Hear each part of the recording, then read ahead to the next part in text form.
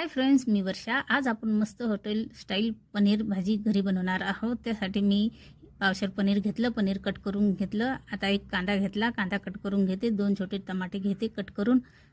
आता गॅसवरती मी कढई ठेवली। कांदा मस्त असा भाजून घ्यायचा आहे। थोडंसं तेल टाकून शाने त्याचा कच्चापणा कमी होऊन जाते। एक मिक्सरचं भांडं घेतलं, त्यामध्ये कांदा, टमाटो, अद्रक, लसूण मिक्सरमध्ये फिरून घ्यायचं आहे। गॅसवरती कढई ठेवली, त्यामध्ये तेल घातलं आणि पनीर मस्त असं हे तळून घ्यायचं आहे आपल्याला।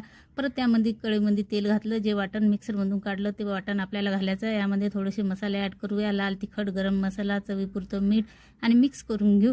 जोपर्यंत वाटणला मस्त असं तेल सुटत नाही, कलर बदलत नाही, तोपर्यंत फिरून द्यायचं आहे।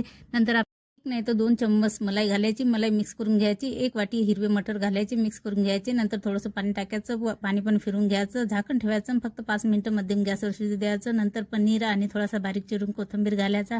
खूप छान भाजी होते। व्हिडिओ आवडला असेल तर लाईक शेअर करा आणि हे भाजी